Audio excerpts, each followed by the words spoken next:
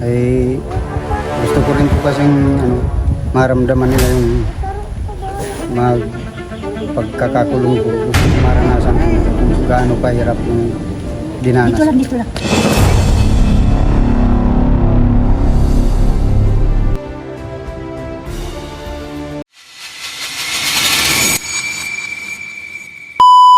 Subscribe to my channel. Tayo ngayon mga katuwang kina Lola Nitz, yung lola ng batang si Mabel. Ang problema, alala niyo si Mabel, yung 14 years old na nag-asawa na.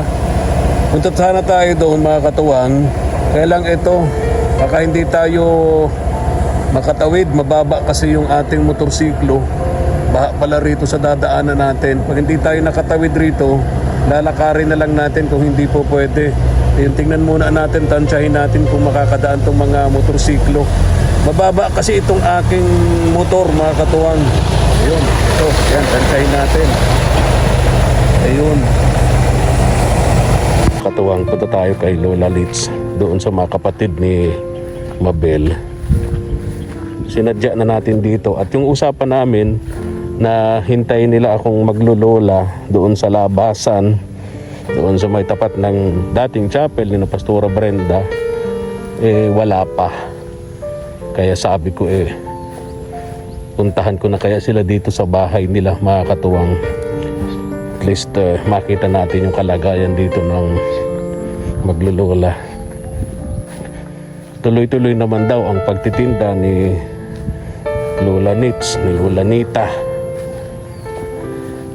Dati, dito siya sa lugar na to, naghahanap ng pako, kung ano pa mang gulay gabi, no?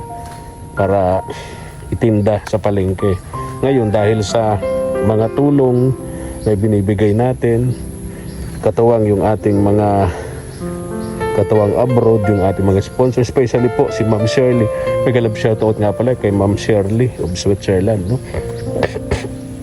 5,000 pesos monthly ang binibigay niya. Ito, paano kaya tayo dito babasa yung sapatos natin mga katuwang. Tingnan natin, dito sila naghahanap ng mga panindang gulay dati. Ayan.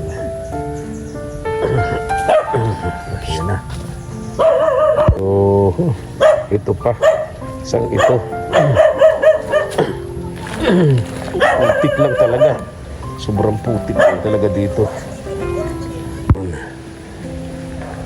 Dito pa, tama, andito pa yung mga bata. Dito pa si Lola Nitz.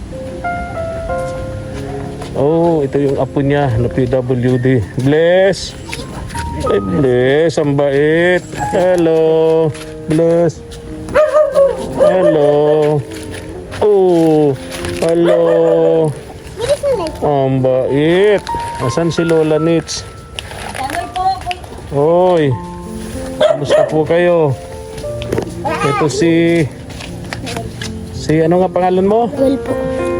Joel. Joel. Noel. Sunod kay Mabel mga katuwang.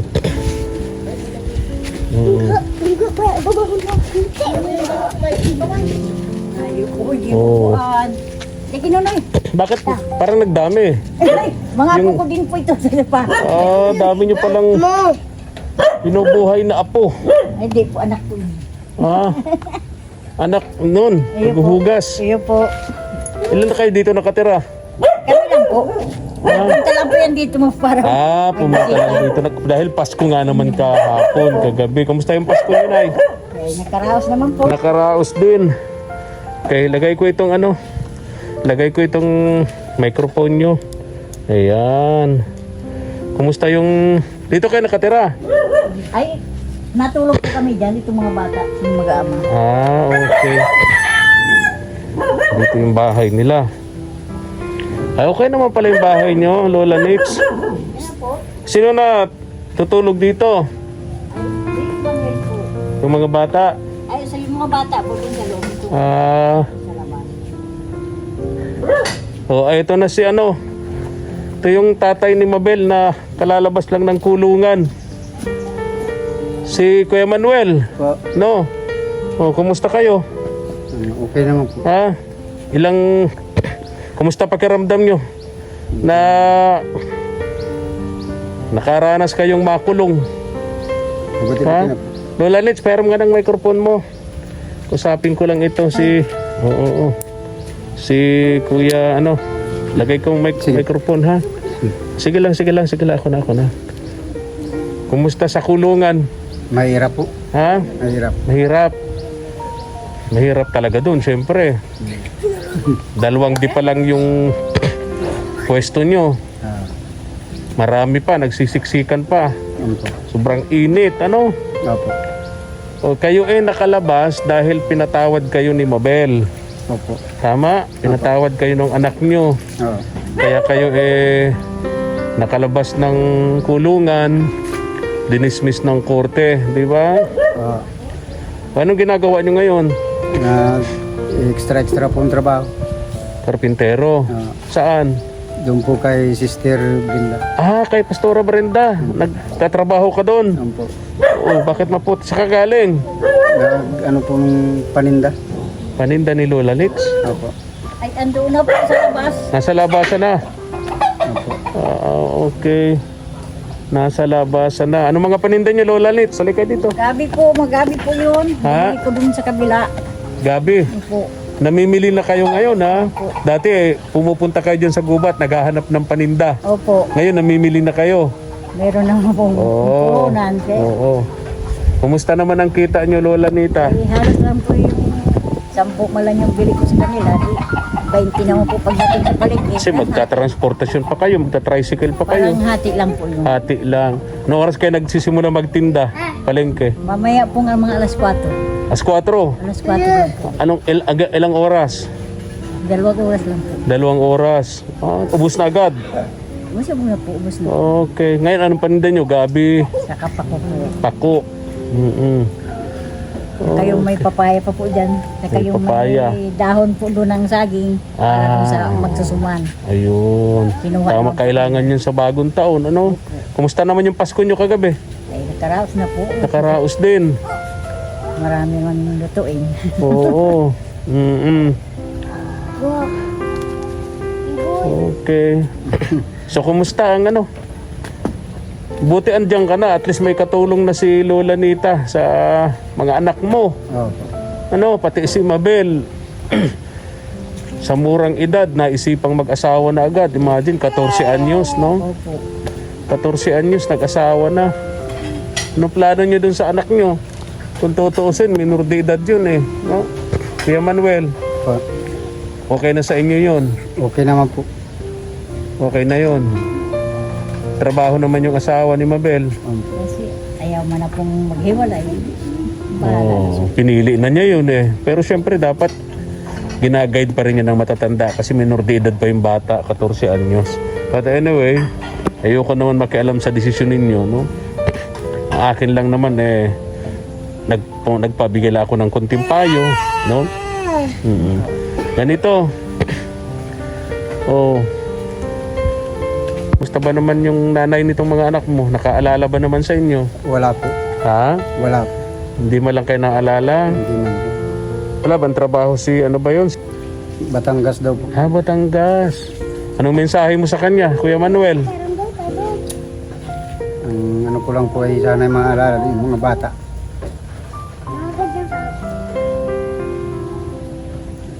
Tulungan na lang niya doon sa pagpaano ng mga bata.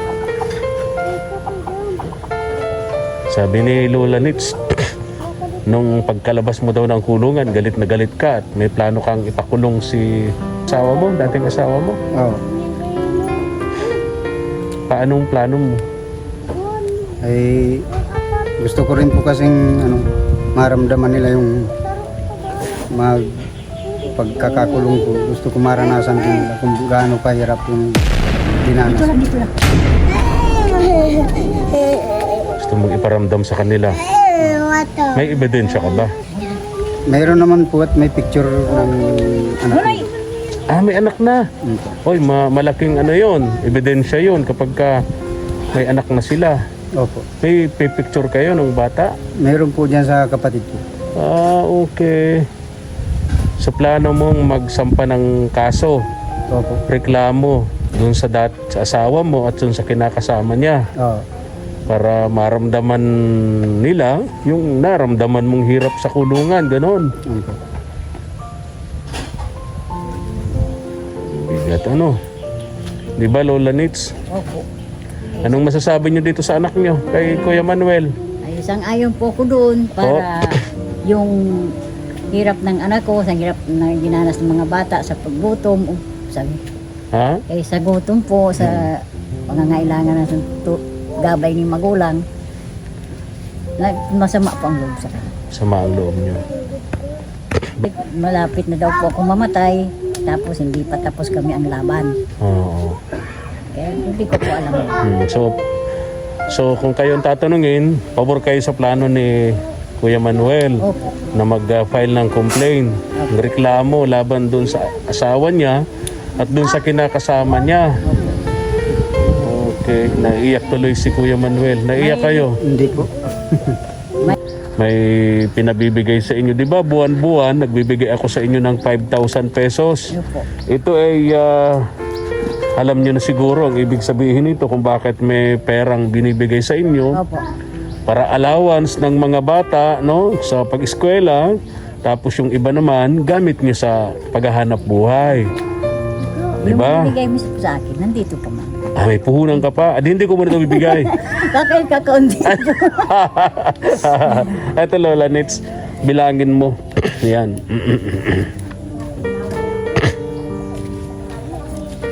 Lakasan mo, Lola Nitz. 3, 4, 5, 6, 7, 8, 9, 10. 1, 2, 3,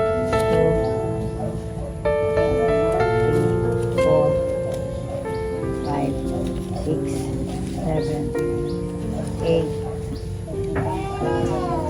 9, 10. 1, 2, 3, 4, 5, 6, 7, 8, 9, 10.